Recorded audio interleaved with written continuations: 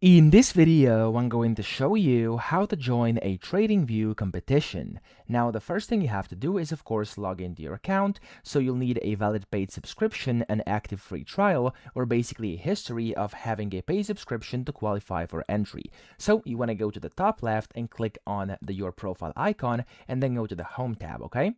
Now, when you are on the Home tab, so the home page of TradingView, you want to go to Community, hover over it, and click on the Leap over here. So the Leap is basically their competitions. You want to click on that.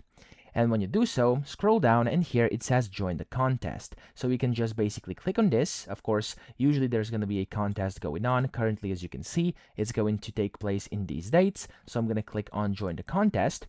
And whenever you do that here, you want to click on join the leap. Of course, you can read everything about it, how it works, etc. And when you click on that, you basically have to, of course, read all of this over here. And you want to click on this button that you actually have read the rules. So make sure you actually do read these rules over here.